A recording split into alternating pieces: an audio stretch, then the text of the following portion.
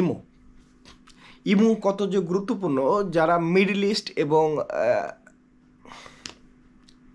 Imo একটি খুবই গুরুত্বপূর্ণ। ইমোর মাধ্যমে আমরা অনেকে কমিউনিকেশন করে থাকি। ফোনে যোগাযোগের অন্যতম মাধ্যম ইমো। বিশেষ করে যারা মিডল ইস্টে থাকে তাদের জন্য সবথেকে গুরুত্বপূর্ণ মাধ্যম হলো ইমো। এই ইমো যদি কাউরে হাতে পড়ে যায়, অনেক সময় আপনি লজ্জাকর অবস্থায় পড়ে যেতে পারেন এবং আপনার ইমো সহজে হ্যাক হয়ে যেতে পারে। কিভাবে এগুলো থেকে রক্ষা পাবেন, আজকের এই ভিডিওটা যদি সম্পূর্ণ দেখেন তাহলে খুব সহজেই আপনি ইমো থেকে এই ধরনের থেকে রক্ষা পাবেন। সেজন্য সর্বপ্রথম আপনাকে যেটা করতে হবে, আপনার ইমোর কিছু সেটিংসের পরিবর্তন আনতে হবে। সেজন্য আপনাকে সর্বপ্রথম দেখতে হবে যে এখানে মাল্টিপল ডিভাইস বলে যে একটা অপশন আছে, যে আপনি মাল্টিপল ডিভাইসে ব্যবহার করতে পারেন, এই অপশনটা বন্ধ করতে হবে। সেজন্য আপনার হাতে থাকা ফোনে সর্বপ্রথম ইমোতে ঢুকবেন। এই যে ইমো, তারপর দেখেন নিচে প্লাস চিহ্ন আছে, প্লাস চিহ্নের উপর ক্লিক করবেন, মোরে ক্লিক করবেন। করার পরে সিকিউরিটি অ্যান্ড প্রাইভেসিতে ক্লিক করবেন। এখান থেকে ক্লিক করার পর দেখেন ম্যানেজ ডিভাইস বলে যে অপশন আছে, ম্যানেজ ডিভাইসের ওপরে ক্লিক করবেন। ক্লিক করার পর দেখুন মাল্টি ডিভাইস বলে যে অপশন আছে, এটা সাধারণত অন থাকে, এটা জাস্ট অফ করে দেবেন। আমি অফ করে রেখেছি, আপনারাও এই মাল্টি ডিভাইসটা অফ করে রাখবেন। মাল্টি ডিভাইসটা অফ করে রাখলে কেউ সহজে আপনার কোড নিয়েও সে অন্য ডিভাইসে ওপেন করতে পারবে না, কারণ আপনি এখান থেকে মাল্টি ডিভাইসটা বন্ধ করে রেখেছেন। তারপর আরেকটা জিনিস করতে হবে, দেখুন এই যে ওপরের দিকে একটা ট্যাব আছে ভয়েস ক্লাব। এই ভয়েস ক্লাবে এখানে এটা হচ্ছে একটা গ্রুপ। এই গ্রুপে যে কী ধরনের কনভারসেশন হয়, কী ধরনের কথাবার্তা হয়, এগুলো তো অবশ্যই ঢুকে দেখেছেন। এটা যদি কেউ আপনার সামনে হঠাৎ করে ইমোতে ঢুকে এই ট্যাপে ক্লিক করে, তাহলে আপনি লজ্জাকর অবস্থায় পড়ে যেতে পারেন। সেজন্য আপনাকে যেটা করতে হবে যে প্রথমে আপনি হোমে যাবেন।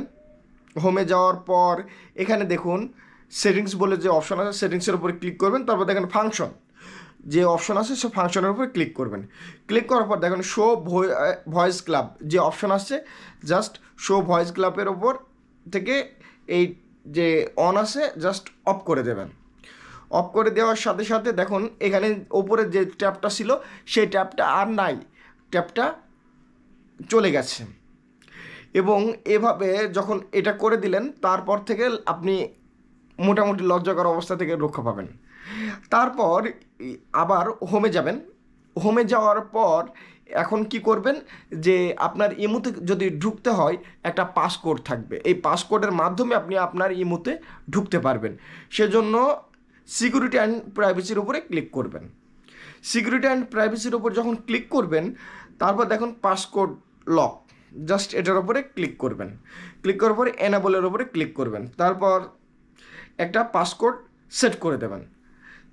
যখন সেট করলাম, আপনার পছন্দ মতো একটা 4 ডিজিটের একটা পিন সেট করে দিলাম।